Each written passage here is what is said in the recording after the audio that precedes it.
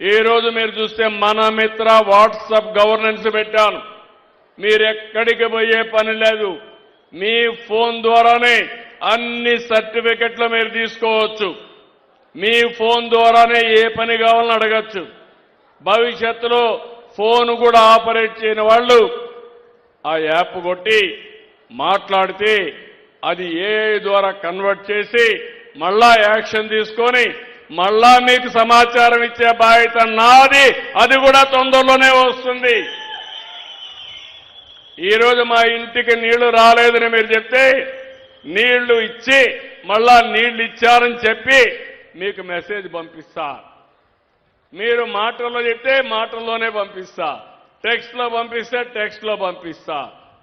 ఆ విధంగా ఆలోచిస్తున్నా. నేను ఒక మాట చెప్పాను మీ అందరికీ. భవిష్యత్తులో నేను ఇచ్చిన హామీ మీ అందరికీ ఆ రోజు సమిక్షేమం పెద్దపీట వేస్తానని చెప్పాను. పెద్దపీట వేశాను. రెండో అభివృద్ధి ఫాస్ట్ ట్రాక్లో పెడతా అన్నాను, పెట్టాను. 3 సుపరిపాలన, ఎవ్వరికి ఇబ్బంది లేకుండా ఒక్క పైసా ఖర్చు లేకుండా పనులు అయిపోవడం.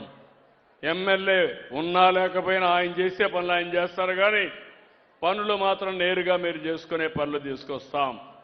ఇక్కడ నియోజకవర్గానికి వచ్చినప్పుడు టెక్స్టైల్ పార్క్, ఇక్కడే ఎమ్మిగనూరులో ఇంటిగ్రేటెడ్ హ్యాండ్లూమ్స్ టెక్స్టైల్ పార్కులు ఏర్పాటు చేయడం కోసం కేబినెట్ కూడా ఆమోదించాం.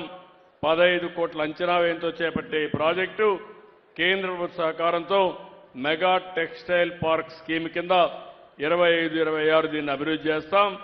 తొందరలోనే ఆమోదం వస్తుంది. 2000 మంది చేనేత కార్మికులకు లాభం జరుగుతుందని చెప్పి కూడా మీకు తెలియజేస్తున్నా. ఇప్పుడే రాజోలి బండ చెప్పాను, అది నేను బాధ్యత తీసుకుంటాం, పూర్తి చేస్తాం. రెండోది పులి కనుమ రిజర్వాయర్ సామర్థ్యం 1.2 టీఎంసీలు మాత్రమే ఉంది. రిజర్వాయర్ సామర్థ్యాన్ని 2 టీఎంసీ పెంచి అవసరమైతే 3.2 టీఎంసీలు తీసుకెళ్లాల్సిన అవసరం ఉంది. దీనివల్ల ఎమ్మిగనూరు, గోనిగండ్ల ఈ మండలాలకు ఉపయోగపడుతుంది.